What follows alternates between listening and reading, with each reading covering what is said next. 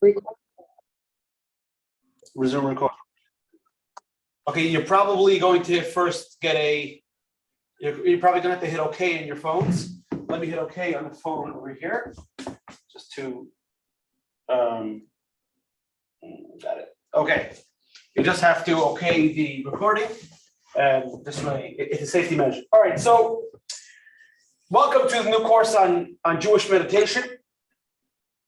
Meditation, mindfulness, presence of mind. So they tell a story, started from the story of a rabbi who was giving a sermon, and after the sermon, he goes over to a guy, a congregant, and he offers him a giant hug, and he goes to him, Shalom Aleichem, welcome back. He's like, but Rabbi, I didn't go anywhere.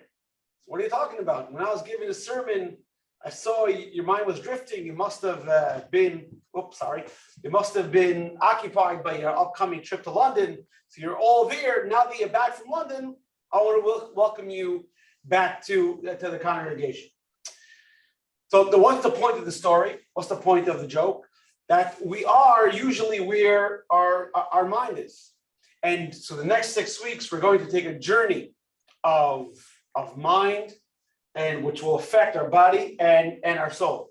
And so the name of the course is Meditation from Sinai. All right, so on page number 2 of the textbooks, if you have it, is the exercise 1.1, which is write down 3 things now that you hope to get from the class. Maybe it could be some information about meditation you didn't know previously. Maybe it's something that you hope to gain, a tool to use in the future. Now, Esther or Ellen, you want to share something? What do you hope to gain from the class?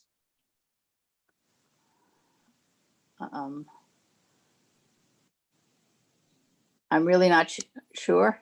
You're not sure. So actually, we're going to bring that up because when a lot of people hear Jewish and meditation, they don't know what to think. Okay, so you want to find out what it's all about. Esther, what do you want to find out about? Well, in one opportunity, I listened that another rabbi that he shared in that video, if you take it 1 hour per day to take a meditation in order to connect with God, with Hashem, and meditate what you need to work in order to be better person.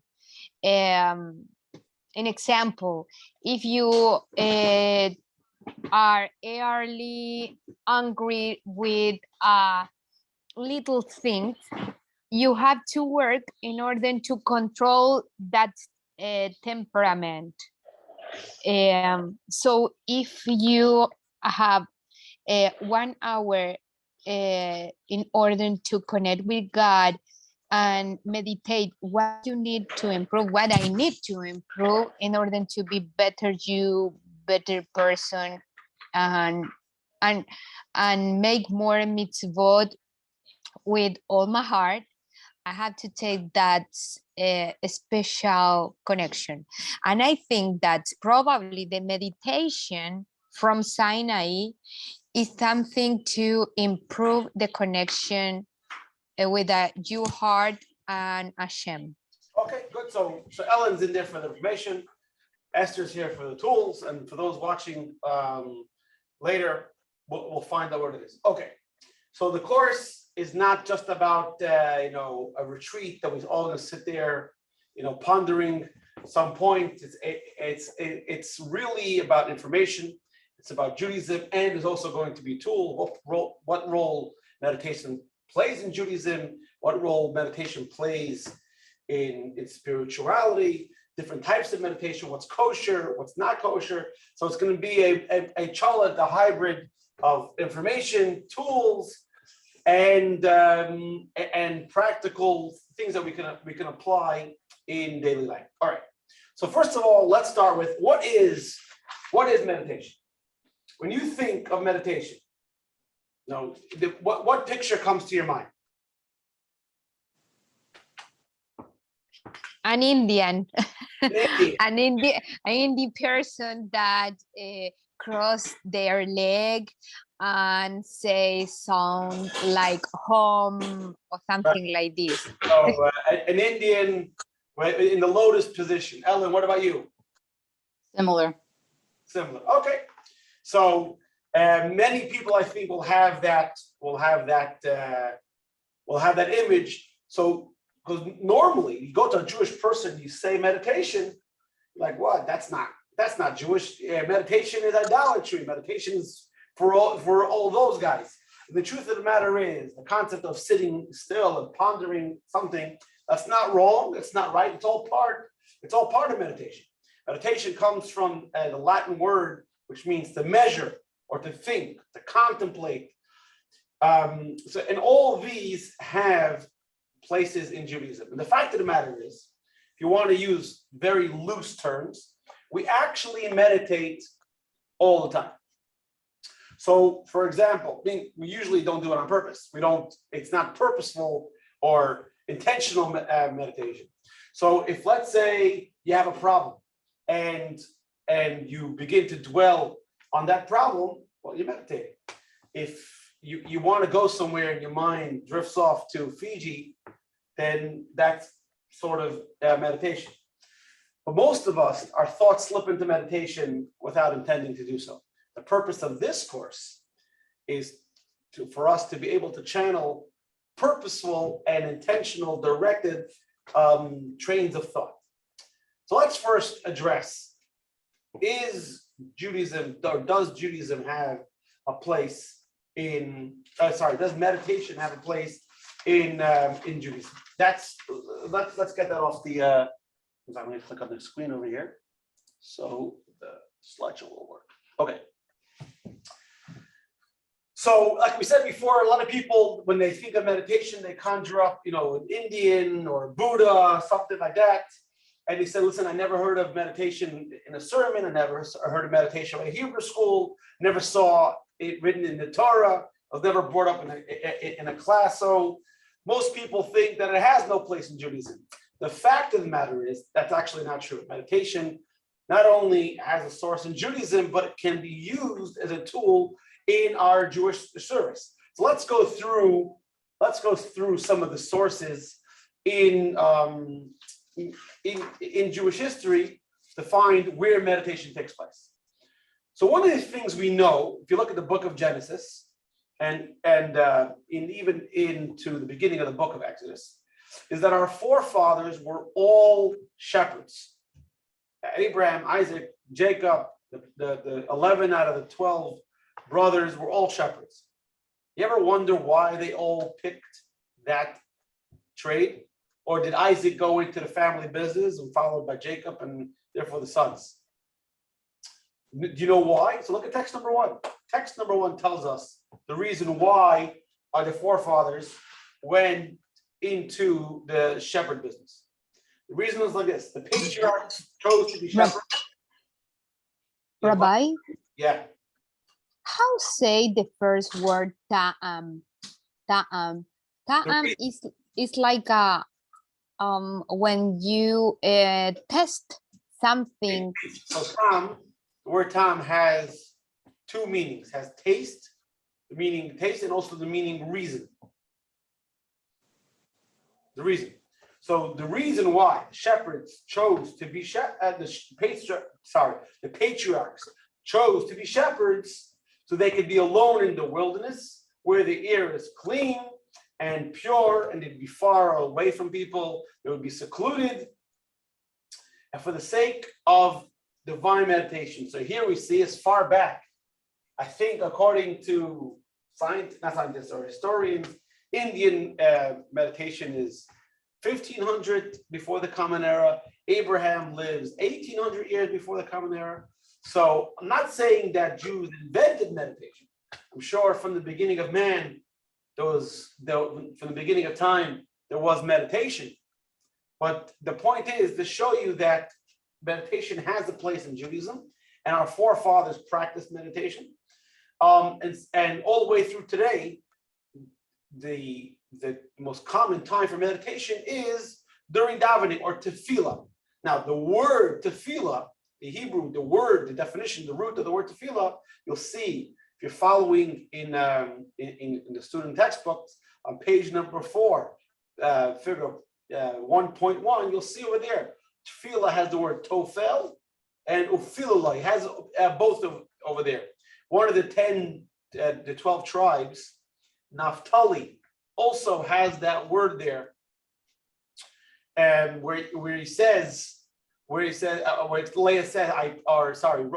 said, I prayed to Hashem, and he answered my prayers. Therefore, he was called Naphtali. But we see over here 2 other sources. Source number 1, where he says Hatofel Klei Cheres, he glues. So we have the concept of connection, cementing a relationship. And source number 2, in the book of Samuel, if one commits a crime against another, he'll be judged by a judge. So we see over here, a judgment is a time of introspection, which is also concept of meditation or thinking deeply. Now, although it would be very good to give a course on prayer, this is not a course on prayer, but in the times of prayer, one of the things that is very useful to do to get the most out of your prayer, meaning in order for your prayer to have its most desired effect, is to think deeply, to contemplate or meditate about a concept.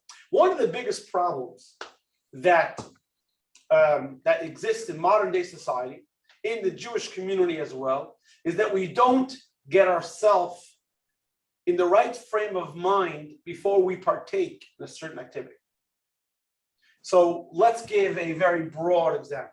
So there are people that will come to synagogue only Rosh Hashanah and Yom Kippur, and then they'll walk away saying, I don't feel inspired. I don't feel it. It's not touching me.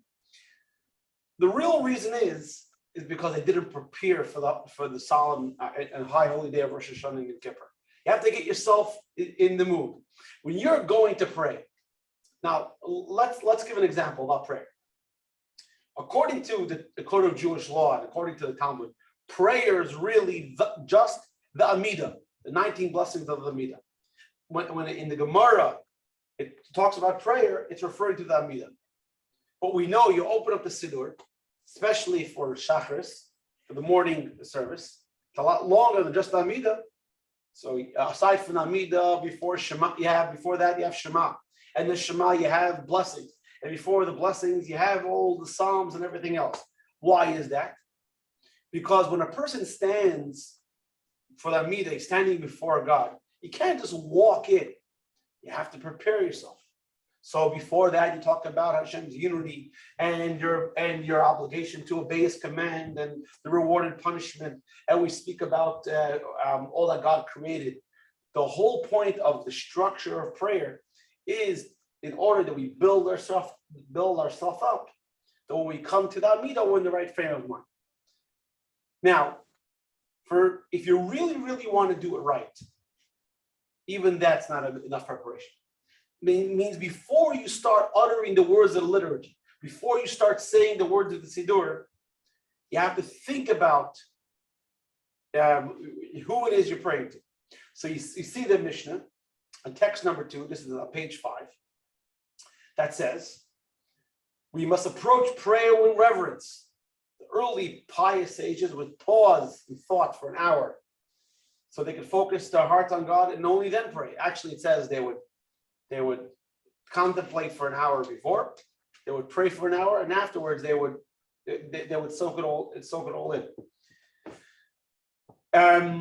So there's all different types of opinions about what exactly they would contemplate. Actually, this is something worth discussing. If you look at the appendix, which in your book is on page 25, it discusses 3 different topics that they would think about. So one is they would try to release themselves from the corporeality, from the physicality, materiality of the world, and try to focus on God's greatness. You see this is text number, I think it's 11 or 12? 12. Text number 12 on page 25. You see at text number 13 and 14. It says they want to remove the mental distractions for the sake of concentrating on their prayers. So one is they try to limit distraction.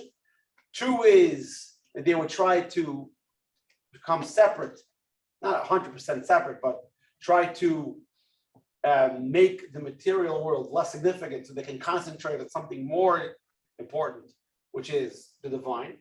And number three, they would try to have a mystical experience, visualizing, the divine energy, Hashem's energy.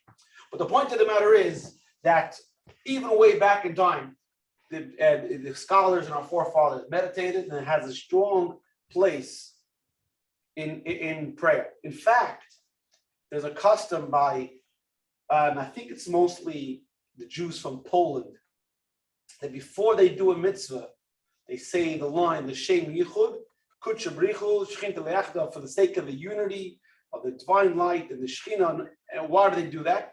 Because in order to have the proper frame of mind before doing a mitzvah. That is a small minor meditation. We do the same in the beginning of the morning prayer. If you have the Chabad Siddur, it's on page 30, also on Shabbat. Okay, before we go on, any questions? Yes, no? Questions? No? No. Hold on. Yes, I have a question, Rabbi. So Sure. meditation is basically a prayer? No,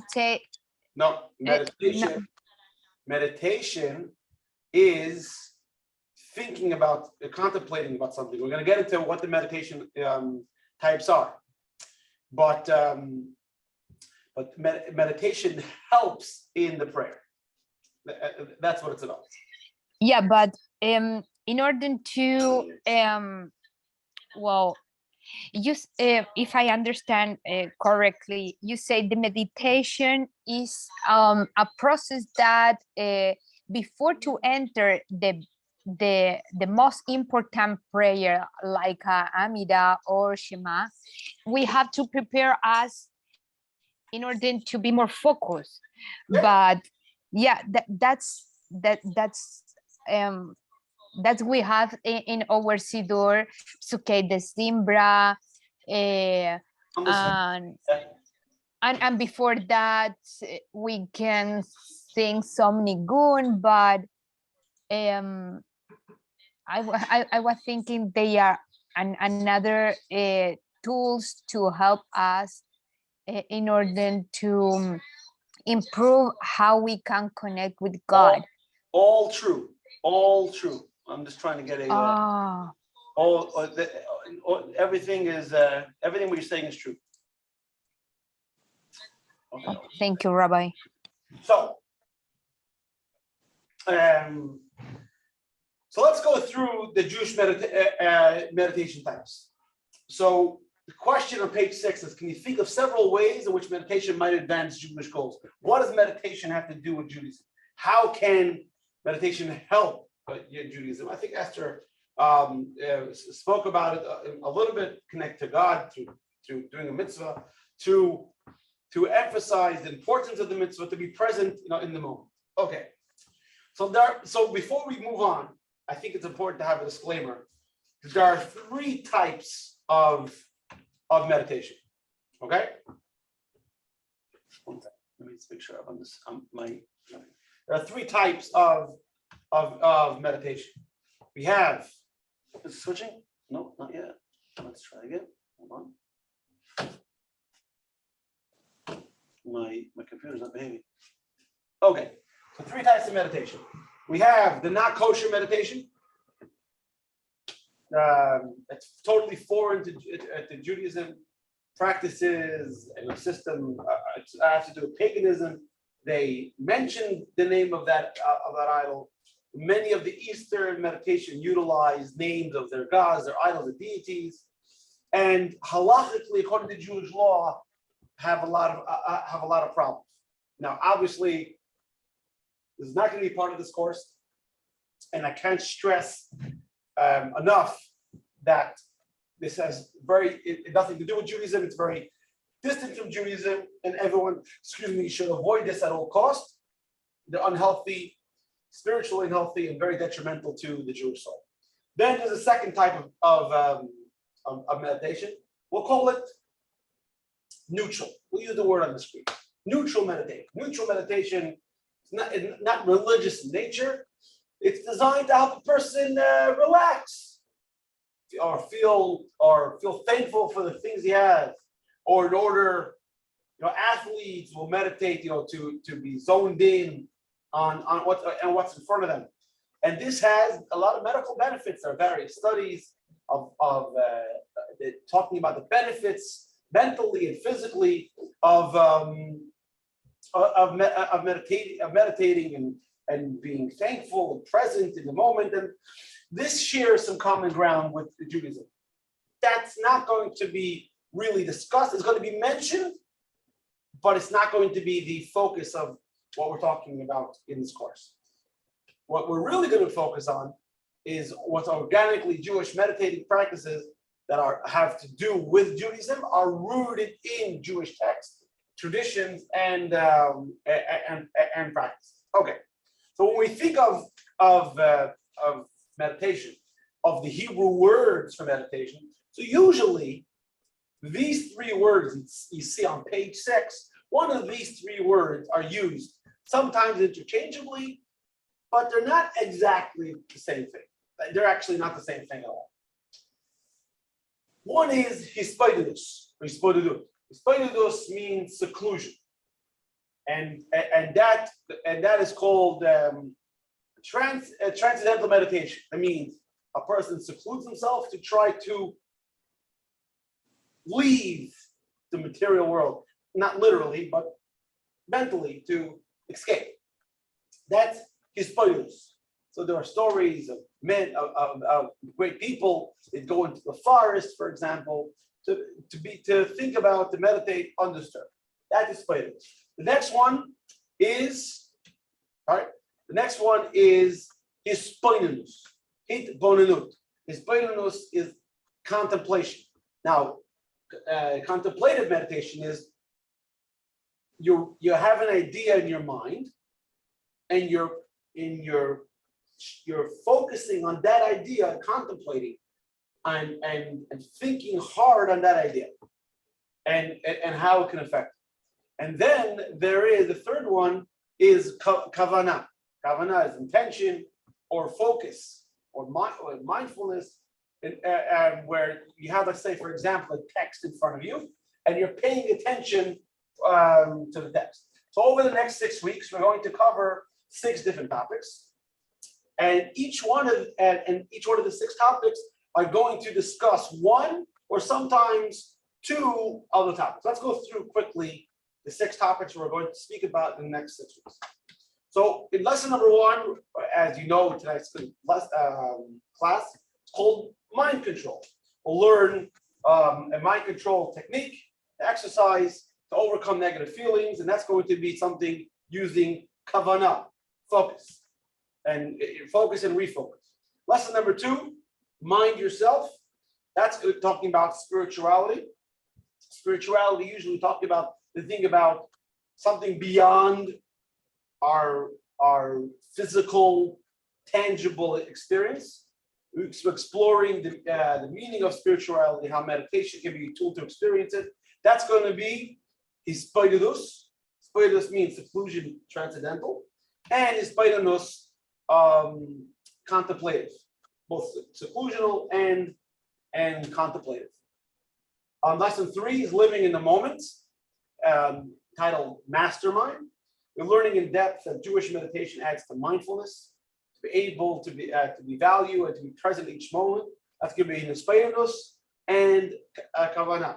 Lesson 4, titled Mind Your Time. Bringing meditations to your life. We'll be applying the Jewish meditation practical areas of our lives. Try to find meaning in everyday practices. That's hispaidus and kavanah again. Lesson 5 is going to be divine presence. Mind your business. We'll learn to cultivate a awareness of God around us in our everyday life and in business, and learn how to lead to joy, resilience in times of trial and tribulation, and purpose. That's going to be his faithfulness. You have to contemplate in God's greatness.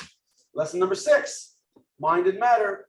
Active meditation will learn the relationship between meditation and action, and how mitzvahs serve to both anchor meditation, meditative ideas in this world, and active meditation themselves. That's going to be covered. Okay.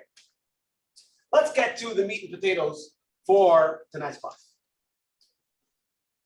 So one of the biggest problems, and it's a very big problem in today's time, with all the people, you have Russia and Ukraine, and you have obviously you have COVID. There's a lot of negative emotions, and these negative emotions affect, as a Jew, affect our relationship with Hashem, affects our relationship with other people. And so the question is, how do we overcome negative emotions and negative feelings? Because a person, we all know a person who is extremely negative cannot live a balanced life, a healthy life. And we know one of the tenets of Judaism is to be joyful. A person is supposed to be happy. Problem is, life always throws us curveballs and trigger us, which brings out negative emotions and sours our moods, and certain events, even after they happen, can bring anger, hurt, anxiety. We're worried about what's going to happen. We're frustrated about what did happen. We doubt whether we can accomplish what we know we should accomplish. Any other unwanted feeling that can weigh us down and have a negative impact. So today we're going to talk about how to deal with those negative emotions. All right. So exercise 1.3 in page number 7 is record a negative experience you had in the past month. We're assuming that you had a negative experience in the past month. And B, describe the personal impact that resulted from the negative feeling that this experience created. Anyone want to share? Or everyone had a great month?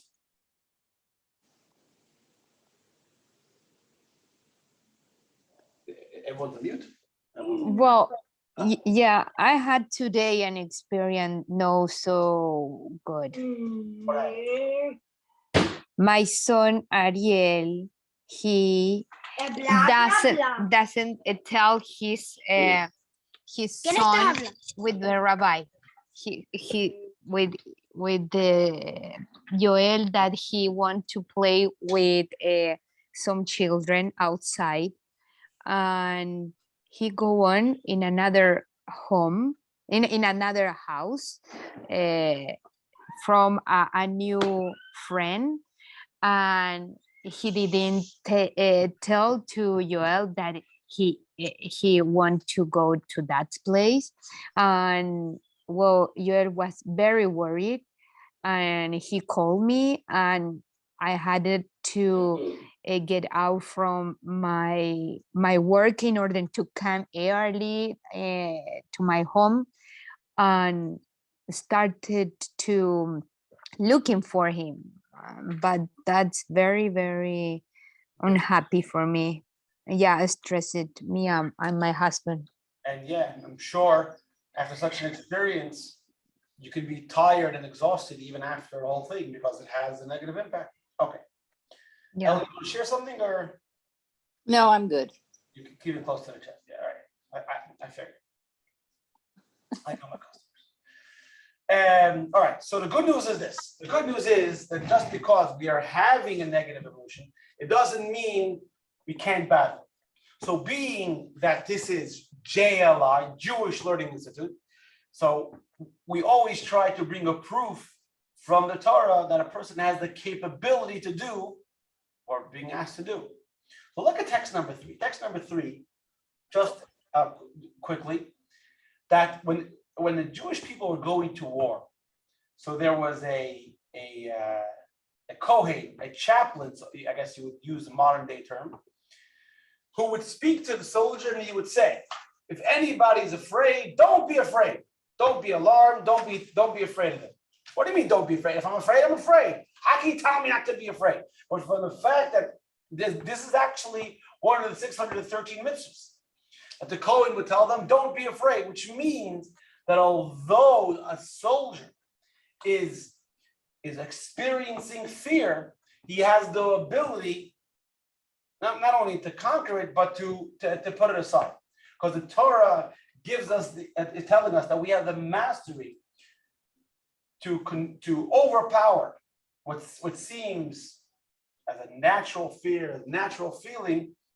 And we're not talking about a soldier having a fear of, someone might be concerned. Why? Because something's going to happen in 2023. This is a soldier on the battlefield, and the fear is very reasonable, but still, the Torah of Judaism is telling you, you have the ability to overcome the inner emotional adversary. The question is, how? Does anyone have any tools they use to overcome when you're nervous or feel bad? Do you do something? Or maybe sing a favorite song? Well, when I am afraid, I pray the Shema. Say the Shema. Yeah, I think at the Shema. Even grandma, when she was at the camp concentration in Dachau, and she told me that many times she was very close to die. And she all time she prayed the Shema. Who said this? My grandma, when she was at the camp concentration. Yeah. So there you have it. Now, by the way, what we're saying now is not just an idea in Judaism. This is actually being practiced currently by psychologists and psychiatrists, especially soldiers with PTSD. They have the ability, the soldiers who experience trauma, experience anxiety, and the ability to overcome and that inner turmoil. But before we get to the technique, we first have to understand how we work, or how our minds work, or how our consciousness work, in order that the technique could work.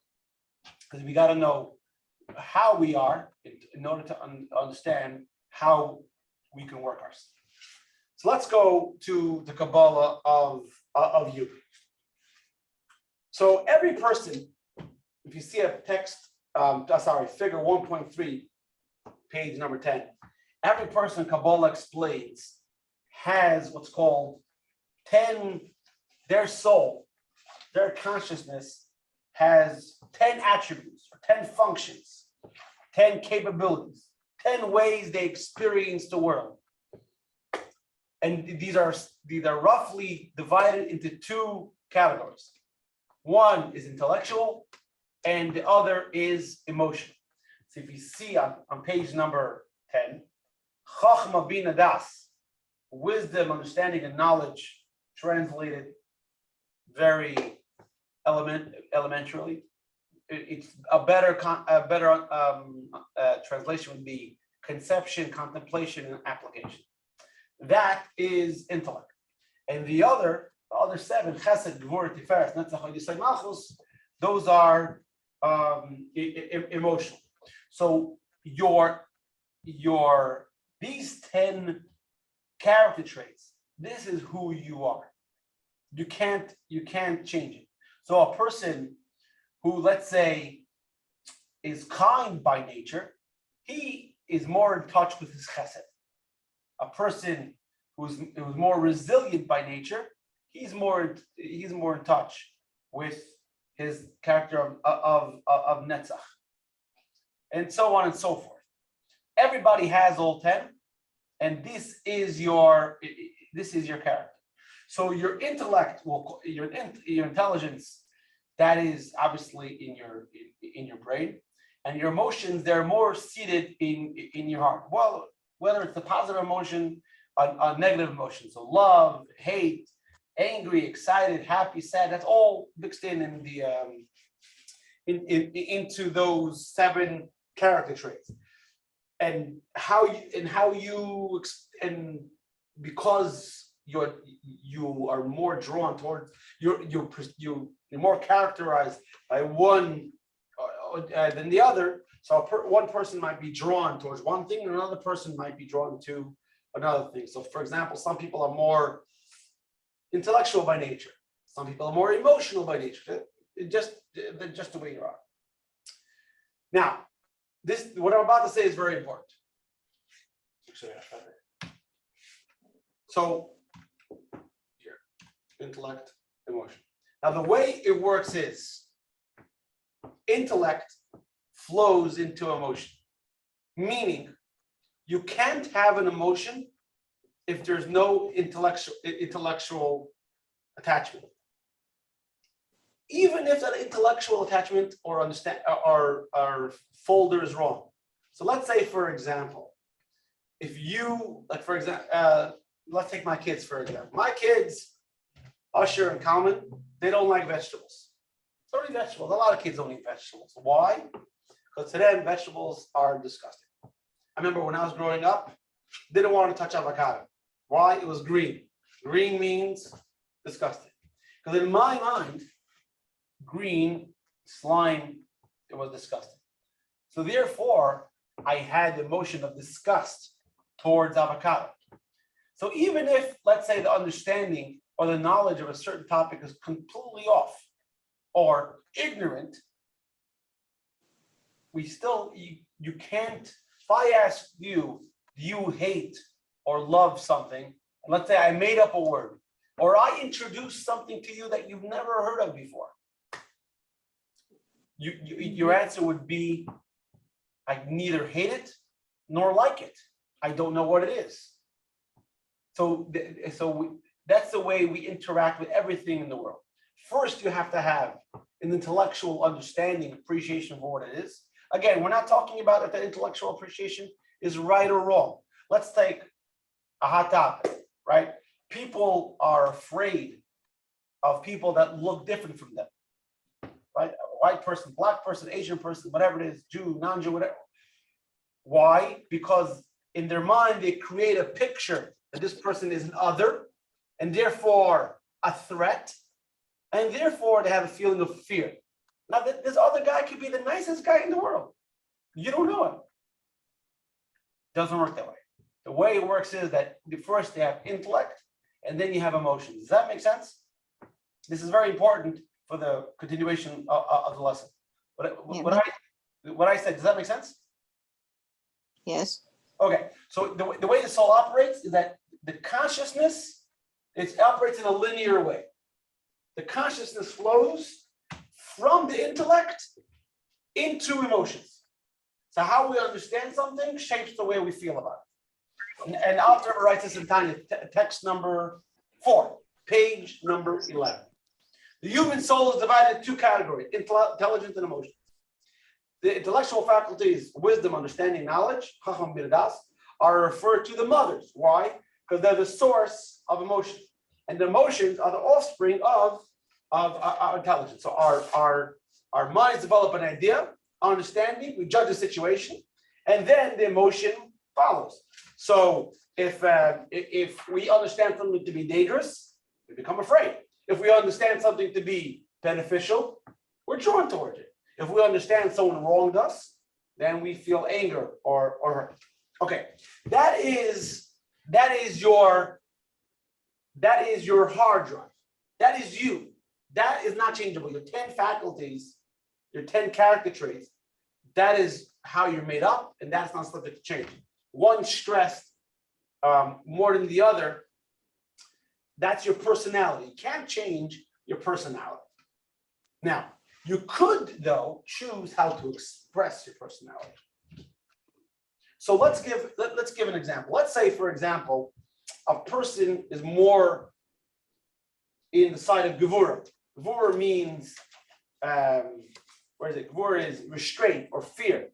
He holds back. So for him, for example, a negative aspect of that could be he has a hard time giving tzedakah because his personality is he holds back, right? Or to use a man-woman example, a woman wants to talk, man wants to retreat. So if a person is by nature, we'll call him a cheap person, or by nature he's a miser, does that mean he can't give tzedakah? The obvious answer is, of course, he could give tzedakah. So a person's personality cannot be changed, but how he expresses that personality, that yes. So look at text number 1.4 on page number 11. So you have the soul has its consciousness, and then it has its modes of expression. The modes of expression are through one of three choices, one or three interfaces, and that is machshava, dibur, or ma'aseh. Machshava is thinking, dibur is speaking, and ma'aseh is doing, action. All of these are an expression. Let's go from the lowest to the highest. Now, obviously, if you do something, I can see what you're doing, and I can judge based on what you're doing. I can tell based on what you're doing that I can understand what you're doing. Obviously, if you speak, you are expressing to me what's going on inside. Now, thinking is also an expression. It's an expression to yourself. You're thinking to yourself. Thinking, speaking, and doing are all actions. And why they call garments? They call garments for two reasons. Just like a garment is a form of expression. So if a person is wearing a uniform of a doctor, then he's expressing to everyone else he's a doctor. He's wearing the uniform of a football player, right? If the guy's wearing a bathing suit and an Hawaiian shirt, he's telling me he's going to the beach. Guy's wearing a suit, for example, then he's telling me he is he's doing business. So the purpose of garments is to express what's going on inside. So to use a modern day example, think of the 10 attributes as applications on your phone. The application is the application, and they're downloaded on the phone. They take up storage, but they can't do anything without an interface. Without, let's say, for example, you have to on your phone. You can either have iPhone, Android. So you have to open up your phone, press the screen to activate the app. So the same thing as the garments are the display or the operation interface for the person. So the person on the outside to know what the other person is feeling on the inside. You know, there's a great joke where, you know, this woman is angry at her husband because she's upset and he doesn't know why she's upset. So he takes her out to dinner and he says, the waiter comes, he would like to order. So he wants to be chivalrous. And he goes to his wife and say, honey, what do you want? She's like, you want to know what I want? I want you to know what I want. And he turns to the waiter and says, we're going to be here for a while, right? The purpose of thought, speech, and action is to express what's going on the inside. All right, so you have the figure on page 12. What's the job of thought? The job of thought is you have so thought activates the intellectual power. So when you're and if you think about it, you can only do or feel one thing at once. You have 10 character traits, but you can't feel or utilize one more than one of your 10 character traits at a time. So right now you're thinking, you're analyzing. So now you're using chachma, your wisdom. What about the other 9? The other 9 are dormant now. Now let's say, for example, you're middle of thinking, someone comes and disturbs you, hits you, bothers you, annoys you. So that now you can't use your chachma. Now you use a different character trait. So when you're bothered, you're agonizing over something, so the emotional faculty is activated, and the other capacities are inactive. Make sense? Mm-hmm. You see on page 12, figure 1.5. You have the event, the idea, then the understanding is, you know, good or bad, how do we go about it? Then you have the emotion. All right. So now based on what we just said, this is going to be the tool as we discussed in the beginning of tonight's topic of how to overcome negative emotions. So we identify there are three elements in the process of an unwanting to identify three elements of the unwanted feeling. So first of all, we have to understand the emotion itself. Then we have to understand what led to this emotion. And then we have the garment that facilitates the process, which is you're thinking about it, right? So now that we understand the three-part process, the emotion itself, the understanding that gave birth to the emotion, and thinking about it, now we can have the tools to combat this negative emotion on the intellectual, on the emotional. So some people think you have to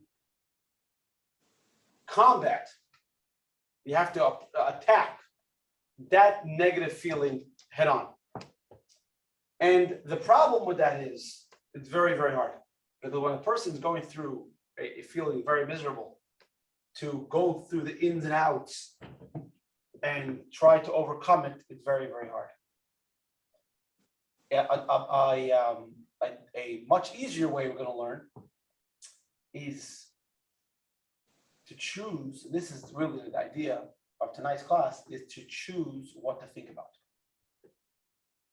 Because remember we said before, thinking is an action. You choose what to think about. And I want to stress, because this is kind of a fine line here.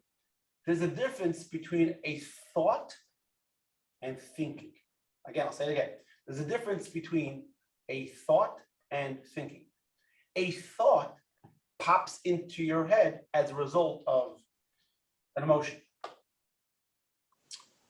Thinking is something you choose to dwell on. Well, that's called a thought and dwelling. Your character is you. Your thoughts are not you. You can change you. You can change your thoughts. You can choose what to think about. There's a great story of a chassid of the Maggid of Mezrich, David, was the second Hasidic master, and he was having trouble. His mind would wander sometimes into places that were impure. And he came to his Rebbe, the Maggid, and he asked him, I need you to give me a tool, an exercise. How do I overcome these impure, these foreign thoughts? So the Maggid told him, I want you to go to my student, Reb Zev of Zhitomir. Zhitomir is a town, is a city, actually, a pretty large city, middle of Ukraine, center of Ukraine. Go visit him. He'll tell you. So the chassid listened to the Rebbe, and he made the long journey, and he came to Zhitomir. It was late, it was night, and he found Zev's house, and he sees there's a candle inside. He's banging on the door, no answer. So he goes to the side, he peeks through the window slats, and he sees that Zev is sitting there by a candle, by the fire. He's learning. And Zev is immersed in the study, and he's banging and he's banging. This is going on for hours, almost the whole night. Finally, in the morning, in the peak of morning, Zev gets up from his chair, opens the door, welcomes him in, brings him to the fire, gets him a hot cup of tea, and gives him the best room in the house. It took the guy a day or two just to recover from the journey and standing outside the whole night. So finally, when the guy was back to himself, he sits down to speak to Reb Zev, and he says, the Rebbe, the Maggid, sent me here to ask you a question. What is it? He tells him, I have these impure thoughts, and I don't know what to do. So he says, but I answered you already. What do you mean you answered me? On the first night you came here, I answered you. What was the answer? He says, you came to my house. and you were knocking on the door. Yeah, I didn't let you in. Why? Because it's my house. And in my house, I choose whom to let in and whom not to let in. And this is the lesson from tonight. When it comes time, when a thought pops into your head, negative emotion, a negative thought, you have the ability to dwell on it or to shun it. Let's look at text number 5. The Alter Rebbe says, page 13, the mind naturally controls the heart. Humans were created from birth with the ability to exercise willpower to control the drives of the heart so that they not be expressed in our behavior, speech, or thought.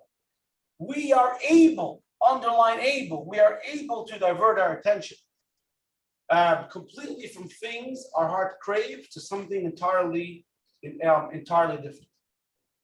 We have this ability to redirect ourselves.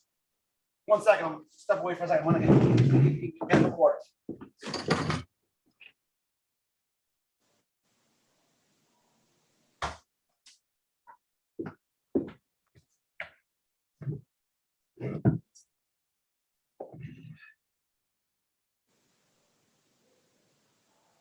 Let me ask you a question. I just stepped away into the kitchen for a moment. What were you thinking about? Esther, what were you thinking about?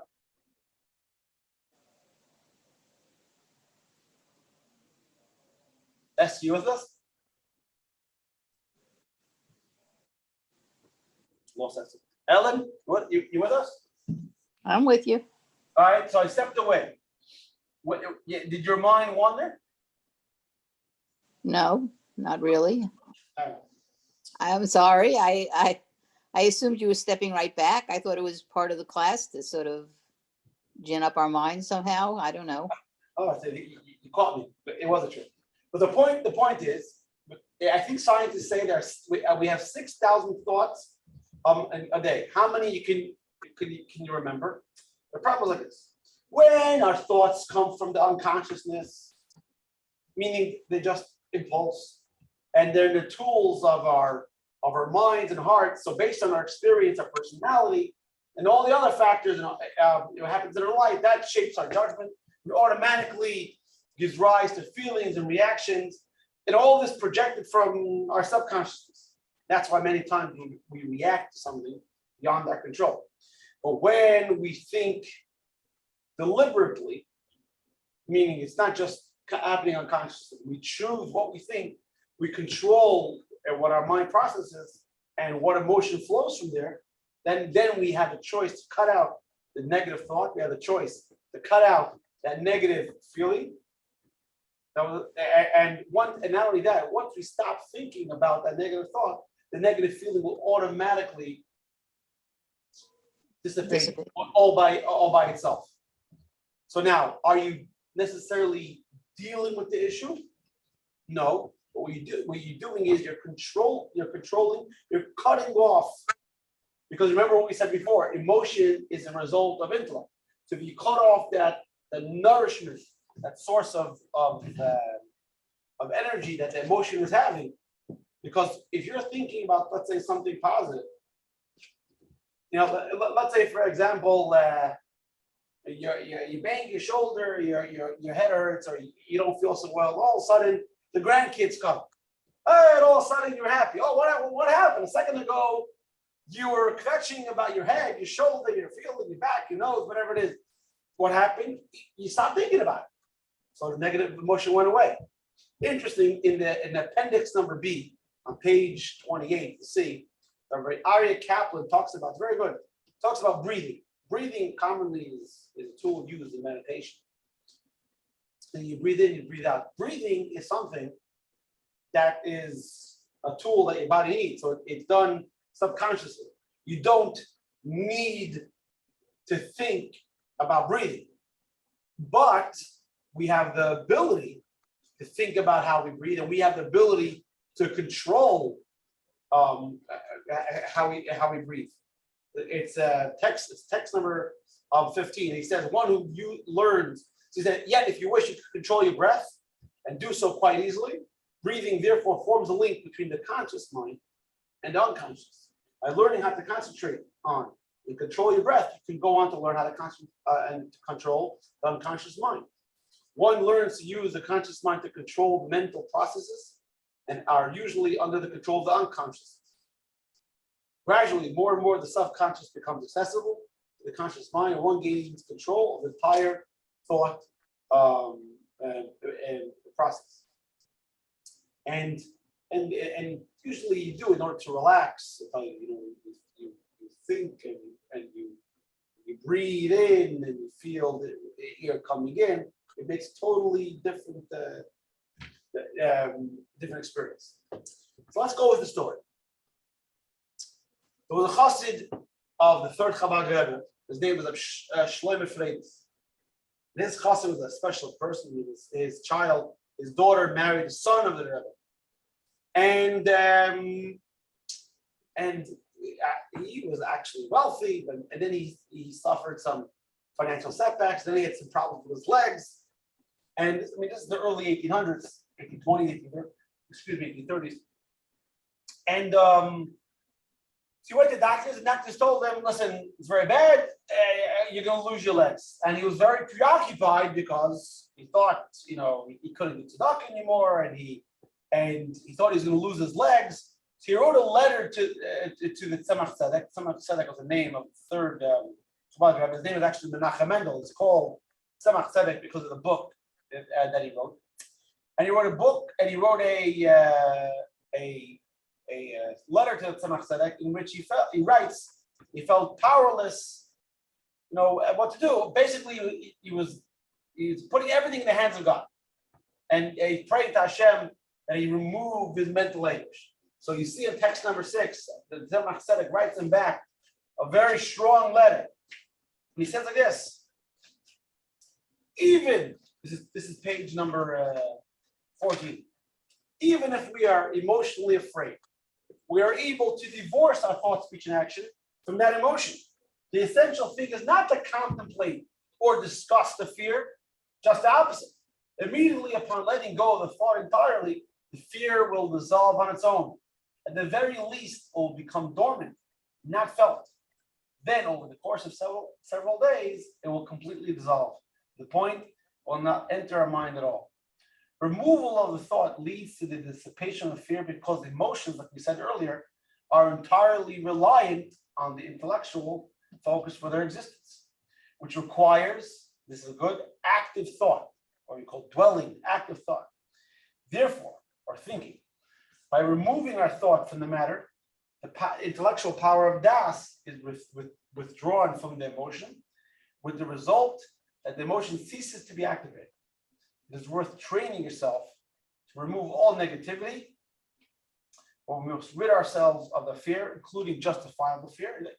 Tzemach Tzedek didn't say what you have nothing to worry about.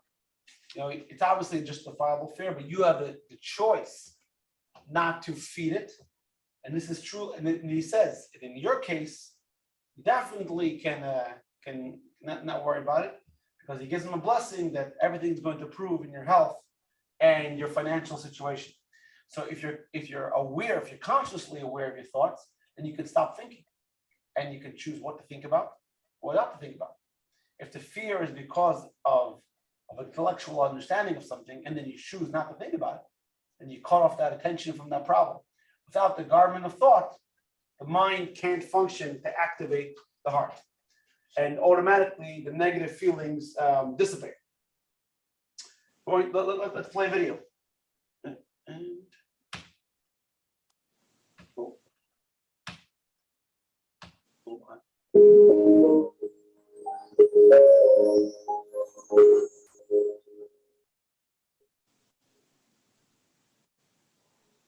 Thoughts produce feelings. Therefore, even a microsecond of thought in any situation produces an emotion. If we have negative emotions, we can simply displace them by replacing them with a new thought. Not a difficult process. And let me share with you a meditation to try to carry out that particular function. So gently close your eyes and just become aware of the flow of your thoughts. What thoughts are flowing through onto the screen of your consciousness?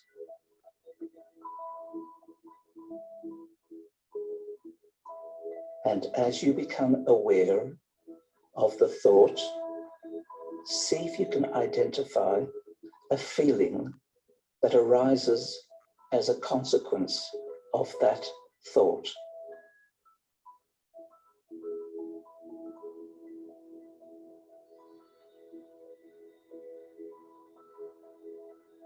I would like you to take yourself back to a moment, to a time when you might have been embarrassed, a situation of personal embarrassment. Try to locate that particular incident, refreshing it in your mind.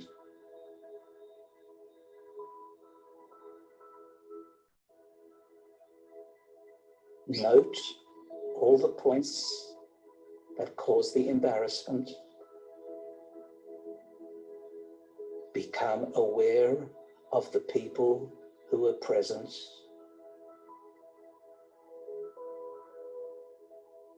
And become acutely aware of your feelings of embarrassment at that time.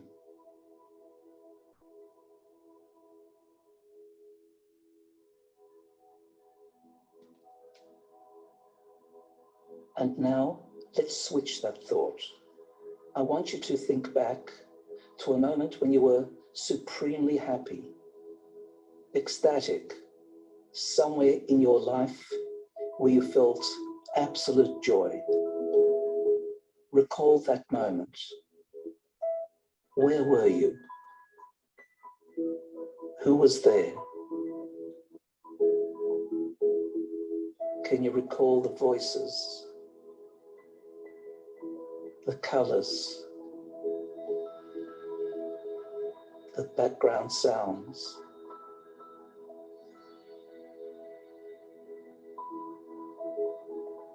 And now consider, where did that image of embarrassment of a few moments ago disappear?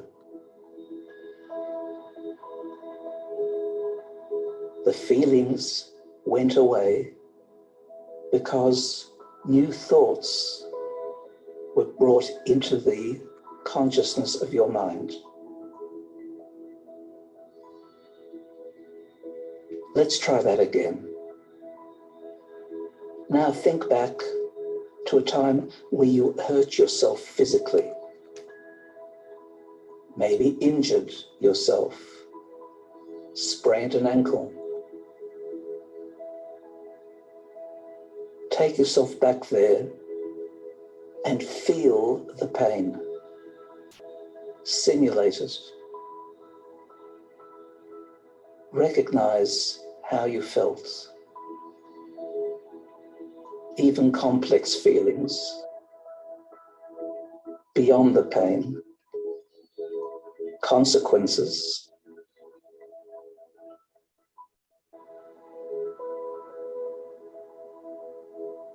And now turn your mind to a birthday party in your honor that you may have experienced as a child, as an adult.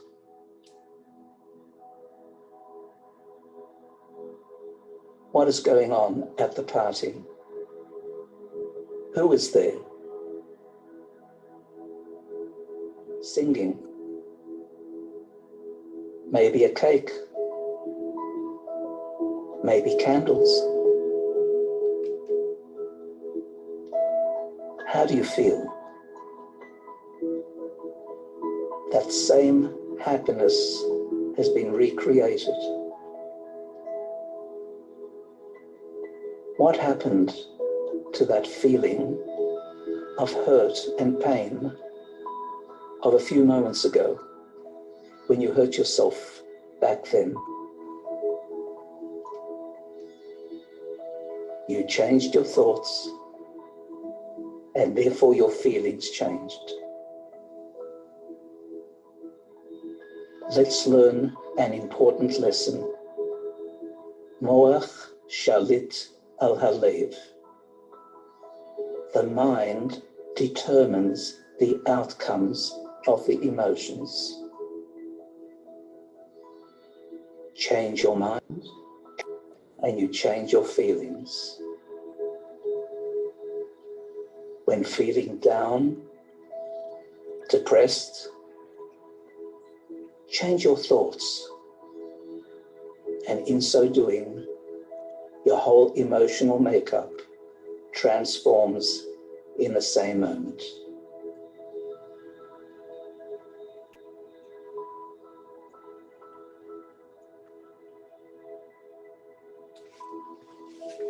Powerful stuff. Wow. Okay, so let's continue on why this is so productive. Why this is so productive to do it this way. In the first class is a little longer because we have the introduction of the other classes. So why is it so useful to do it this way? Why is it useful just to change the channel, to use it as to distract yourself, to stop the negative thinking process instead of to combat it? Well, reasoning with it is like it kind of is like quicksand. So imagine, for example, you have someone who, you call them up and on the phone, all of a sudden the person starts screaming to you, the person starts cursing you out, and the person is berating you and everything else. You think to yourself, I don't got to take this. What do? You hang up the phone. I mean, you make the choice to hang up the phone. The same thing is when you have a negative emotion, you don't have to go through the whole ins and outs, and you don't try to not think about it. Just change the subject.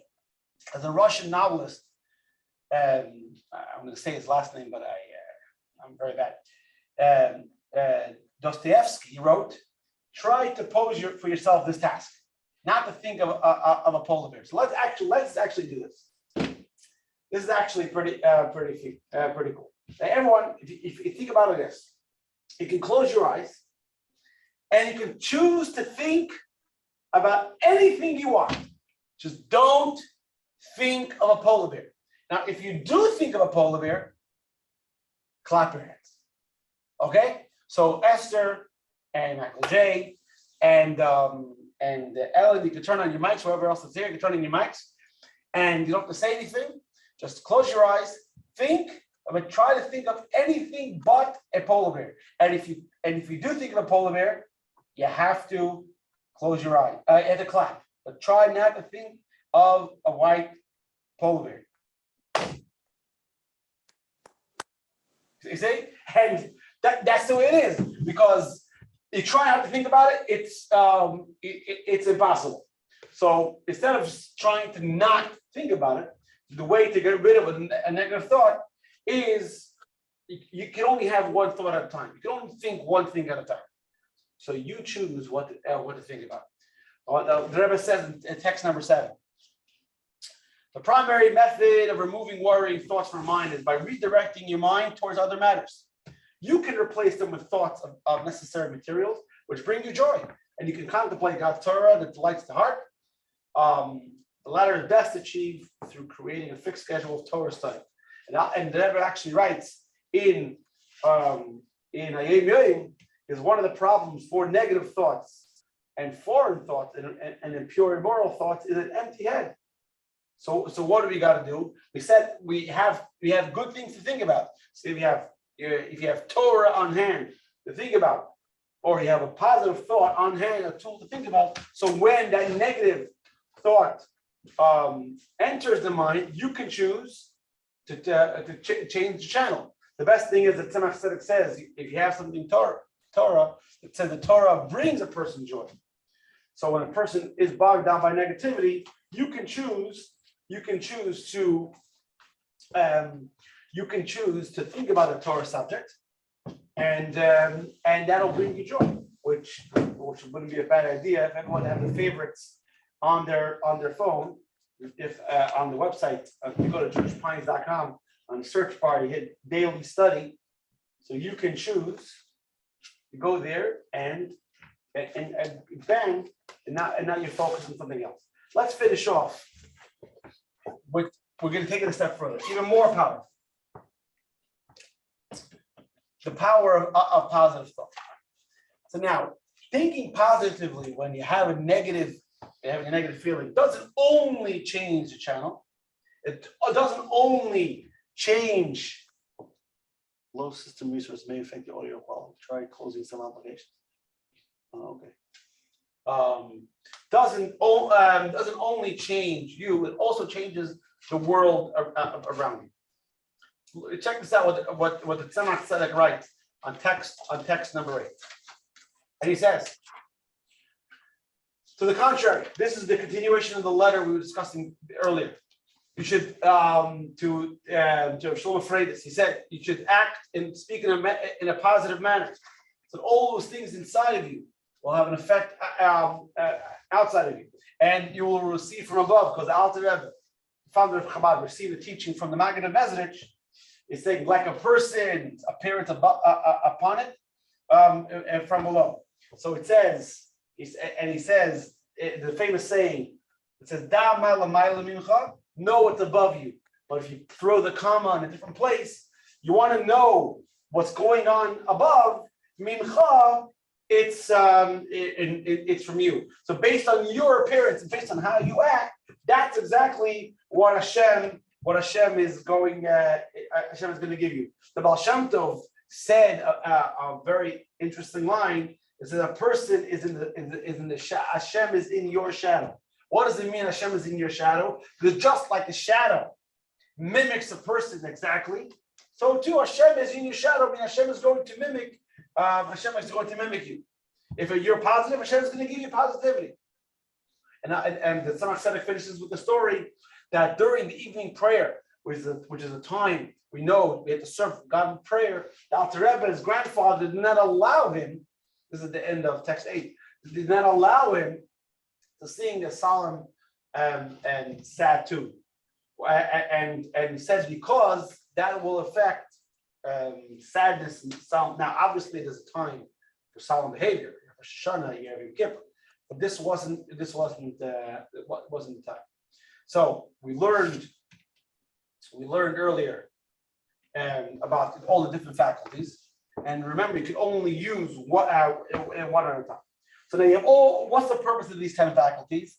So they give you a short Kabbalah class in nature in a very short time. That in order for natural world to exist, Hashem had to have a balance of one and the other. So it says if Hashem would have created the world with just kindness, the people would just take advantage, which actually happened before the flood. People just took advantage. It was tremendous. The physical world wasn't like it was today. It rained very seldomly. People were very healthy. And if Hashem just exercised stringent judgment, and judgment is the facts, then no one can stand in face of, because we all make mistakes. So what does Hashem have to do? Hashem had to find balance. So you have these 10 faculties, character traits that we have inside of us. We are created in the divine image, and that is actually the formula of how God's energy flows into the world. And each one of the 10 has 10. It's really 100 different types of combinations. So the Medrash gives an example, text number 9. So about a king who had these glasses. He didn't want to. He wanted to use them, but he didn't want to break them. So if you put too hot, they'll burst. You put too cold, they'll crack. So what do? You have to mix it up. So Hashem did the same thing. Oh, won't keep working. So in order for the world to exist, Hashem created the world with the 10 attributes. The soul, because we are created in the divine image. That's why we have the 10 spheres. So when we're doing something, we are projecting with our soul. So for example, we use the concept of chesed, of kindness. So it's very nice to give. It's very nice to to bestow. But let's say a child comes over to you and wants to play with matches. Do you give him the matches, or you want a sharp knife? Do you give him a knife, or because you're you're a person who likes to give and bestow? Obviously not. That's foolishness. So what do you have to do? You have to balance that chesed, that kindness with severity. So what Chassidus is telling us, when we utilize our tools of kindness, of compassion, of goodness, of happiness, of joy, because we are created in Hashem's image, that elicits a response for Hashem to behave with us in the same way. That's what the Zohar says in text number 10. Text number 10, it says, come and observe, our world is always ready to receive. The upper world provides in accordance with the emotional state below. If the state below is joyous, then correspondingly abundance flows from above. If the state is sadness, then correspondingly it's constricted. We're therefore directed, serve God with joy, because mortal joy elicits corresponding supernatural joy. So we have the power to channel the focus of the spiritual world, which trickle down into our worldly functions. Before we do the last point, any question? Yes, no? No. No, okay. Do we have are you working here, mister? Yeah, Okay. Rabbi, I have a question. So, in resume, all about to have our meditation or control of that meditation, we can find in a Zohar, in a Kabbalah, in Tanya. All of this is resumed in this book, right? Okay, repeat the question. I didn't understand. Sorry. It's not only one way to improve your meditation. I have to read the Zohar or read Tanya or read some Kabbalah in order to have a meditation. So okay. So in general, JLI pulls information and sources from a bunch of different places. Tonight we're dealing with negative emotions per se. I would not suggest learning Kabbalah Zohar because it's written in a fashion that's only given to understanding after you know many other facets and areas of Torah. If you want to learn something a lot more down to earth, but having mastery of mind over heart, of mind over emotion, then yeah, learn the Tanya. But again, this is only one part. We're touching over here. We quoted one paragraph from the Tanya. Tanya is 53 chapters, only one part of it. So the point of JLI is to get you interested for continuing education, to give you a good basis, so you can continue to learn. We can't do the whole Tanya in an hour and a half class, or even the whole Kabbalah. That's enough. Let's take it even a little further. The Lashantas we learned before, just focusing of the mind can elicit a divine response. So now, just like a television, you choose what channel comes into your home. So our thoughts, they have a root. They can sort of switch to spiritual channel. Let's look what the Baal Shem Tov says, text number 11, page 21. King David said, one who trusts in God will be enveloped in kindness. We can learn from the verse. We can learn the reverse as well. One who's constantly anxious of punishment associates himself with strict judgment, and that can lead to negative consequences, God forbid. Like it says in Isaiah, their fears I will bring to them. We become attached to whatever we contemplate. If we contemplate matters associated with severity, we become attached to judgment. If we trust in God, our soul will be attached to that kindness, and we will indeed be enveloped in kindness. So when we focus on our minds, focus on something negative like fear, even let's say the thoughts or even thoughts on how to avoid negativity, we're tuning into a channel of a harshness and judgment. By shifting our awareness and meditation on something positive, we align with the divine energy of positivity, which brings about kindness. So think about it. This is pretty incredible, empowering stuff, and it's accessible too. By doing something as simple as changing the channel, inserting a positive idea in your mind any moment, you have the mental space not to occupy and to bring about a divine energy now for you, also for the world around you. And this is something you can do at any moment of every day. So this is important. We build on what we learned earlier. You have the ability to be in conscious control of your thought. Remember, a thought pops into your mind, but you choose to dwell on it, to think.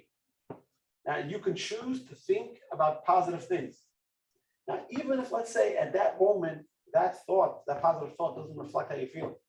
But if you switch the channel to the positive thought, it can reshape how you feel because your emotion follows your intellect, and it'll elicit a positive response.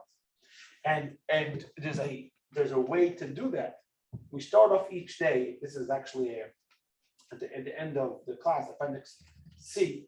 We start off each day and we make the brachot, thanking Hashem for simple stuff, standing, sitting, and everything else. We're going to actually play another video. The purpose of that is to put ourselves in a positive frame of mind. Here we go.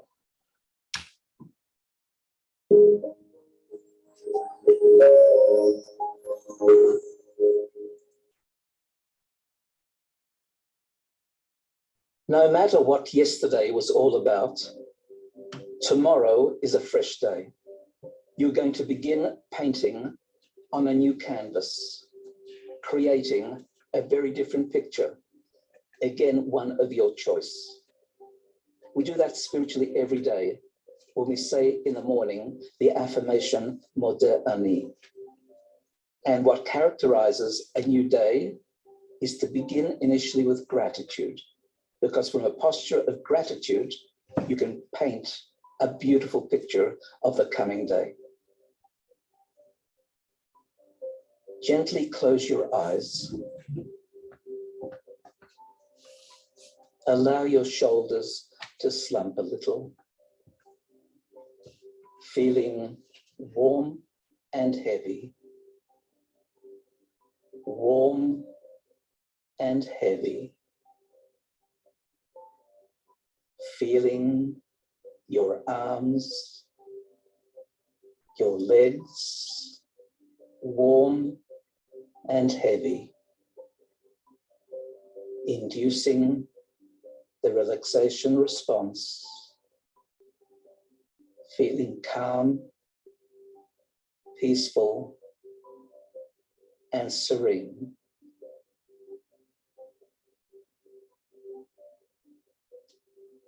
You have much to be thankful for, and each morning express gratitude, because the gratitude that you express is able to begin the painting of a new canvas, a new creation, a new picture of the day. Modeh Ani. I thank you, Hashem, for bringing back to me this morning a freshness of soul, consciousness, and awareness. Modeh Ani. I thank you, Hashem, for providing me with the freedom to express myself today, truly. Modeh Ani. I thank you, Hashem, for allowing me to be distinctive, original, unique, so that my soul can make its unique contribution to the world. Modeh ani. I thank you, Hashem, for changing the world every day in front of my eyes, giving me the scope to be able to play my individual role in the whole process that leads to a destiny that I am part of. Hashem, I feel indebted. I feel gratitude. Thank you, Hashem. Today will be a new day.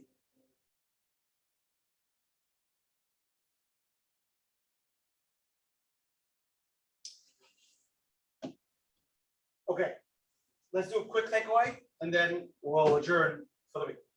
So, 3 things takeaway for the week. Number 1, you can practice being aware of what you're thinking and control your thoughts. At any day, at any point in the day, you can decide what to think, and then you decide what to feel. Right? By shifting your mind deliberately, that's getting your mind wandering, talking about directive thoughts, then you can choose to direct it towards something positive. Now, in order to do that, you got to give your mind fodder. You got to give your mind something. So you gotta learn, and you got to have some positive things to think about. Spend some time learning a Torah idea. It says when the person is in the street, whatever it is, instead of thinking about the mind drifts or whatever it is. Now you have time to drift towards and think about something. And then, and like we just had the meditation exercise, and in the morning siddur, which is very good, which is in the back of lesson 1, you think you have time for positive meditation. You dedicate your best in the morning to start your day, so all the good you have. And then usually all the other stuff kind of falls away on its side. It would be great to use the morning blessings as a template. And last, you see over there, there's you can read it on your own. Mind over matter. There's all the scientific studies about mindfulness can help the substance abuse and disorder, manic depressive disorder. You see it over there. Okay, we're going to adjourn for this week. Here are the key points. We hope you enjoyed it. Invite a friend. See you next week on Tuesday. Lesson 1. Do you mind? The surprising powers of Jewish meditation. 1. Meditation is an authentic Jewish practice that plays a large role in Jewish life. 2. We have control over our feelings and have the capacity to overcome negative feelings and experiences. 3. We have the ability to be in control of our thoughts and can choose what we think about at any given moment. 4. Our thinking feeds our emotions. By getting rid of negative thoughts, we cut off negative feelings. 5. Meditating on positive thoughts develops a positive mindset and positive emotions. 6. Positive meditation actually impacts the world around us and elicits a positive response from God, which shapes reality for the good. All right, any questions before we adjourn? Any questions? No. Yes, no? Okay, guys. If you haven't All is fine. no, Thank you, Rabbi. Thank you. Bye, Rabbi. Hey. Thank you for joining us. If you haven't registered, do so, and we'll see you next week. Please come in person. It makes it a lot more exciting. Speaking to the Apple symbol on my phone. All right, have a good week.